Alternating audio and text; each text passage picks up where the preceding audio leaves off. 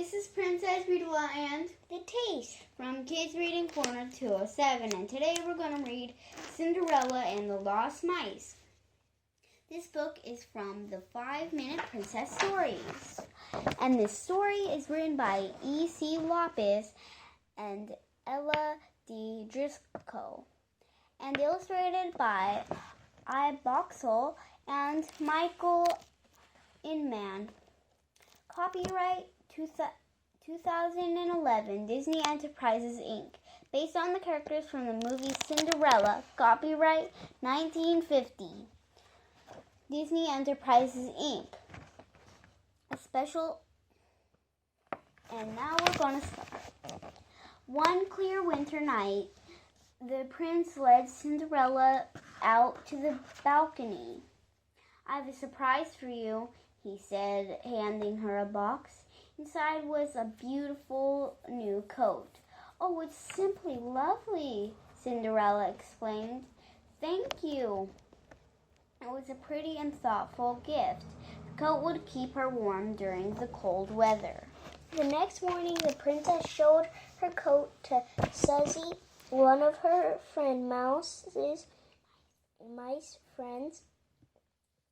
"Isn't the prince thoughtful?" Cinderella remarked. Nice, Susie exclaimed. The coat sleeve felt warm and cozy, especially compared to where the mice lived. A few minutes later, Jock and Gus went into Cinderella's room. It had been a chilly night in the attic, and the mice were still shivering. Cinderella, Jock called.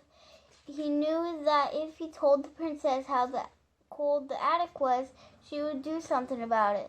But she was rushing off to get dressed for a tea party, and she didn't hear her friends. Jack sighed. It was too cold for the mice to stay in the attic much longer. Cinderella has always been very kind to the mice, and Jack was sure she would help them be warm. So he and Gus called the rest of the mice down from the attic. They sat in front of the blazing fire in Cinderella's room. Before long, their cold paws and tails were warmed up, and their teeth stopped chattering. They'd wait there until Cinderella got back. Soon the new housekeeper came in to clean the room. When she saw the mice, she shrieked and shooed them away. "Mice don't belong in the castle," she yelled. "Now get out!" The housekeeper didn't know that the mice were Cinderella's friends. She chased them with the broom. The frightened mice had no choice but to scramble back to the cold attic. Brr, Gus began to shiver as soon as the mice were safely upstairs. The mice really needed the princess's help. But how would they be able to speak to Cinderella when they were afraid to set foot downstairs? Wham! Suddenly the castle gardener barged through the attic door. Before the mice knew what was happening, he had trapped them. "Now take them outside," they heard the housekeeper say. "Take them far away so they never return."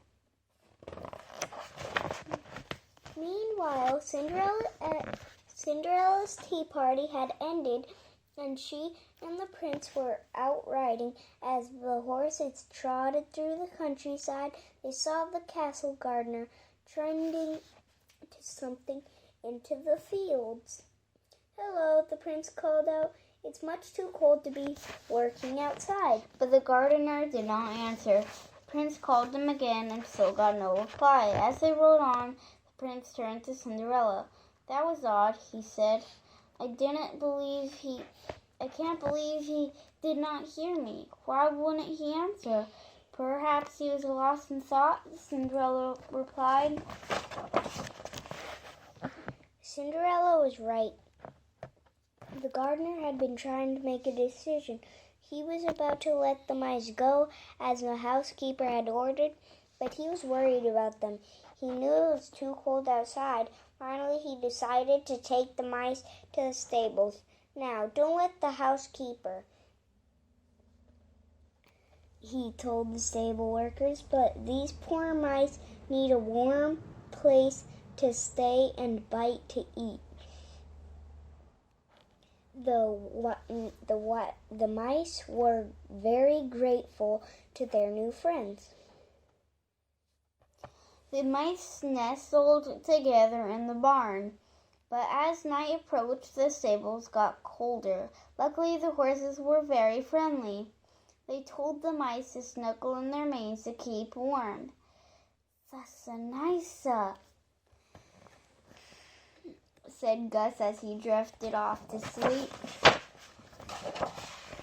Later that night, back at the castle, Cinderella was starting to worry. She hadn't seen the mice since that morning. Jock and Gus nearly always came by in the evening. Cinderella was searching for the mice when she ran into the prince. "Why, hello," the prince said. "Are you looking for the same person I am?" "Why, no, I don't think so," Cinderella replied. "I'm looking for the mice." "Ah," said the prince. "Well, I'm looking for our new housekeeper. Apparently she threw the mice out of the castle today." "Oh no," Cinderella cried. "Poor dears, they'll freeze outside." "Don't worry," the prince said. "The mice have found a new friend." He told Cinderella what the gardener had done. Together, Cinderella and the prince went to the stables. They thanked the gardener and the stable workers. Then they gently woke the mice. "Cinderella, Cinderella!" the mice shouted happily. Cinderella was relieved to see her little friends safe and sound. Though the stables had been nice, the mice were glad to return to the castle. From then on, Cinderella made sure the mice always had a warm place of their own in one of the main rooms of the castle. A few nights later, Cinderella and the prince threw a grand ball. The gardener was the guest of honor, but then the housekeeper had been properly introduced to the mice, and all was well, and the guests whirled around the dance floor. The mice celebrated with a banquet of their own, warm and cozy at last. The end. Thanks for listening and read lots.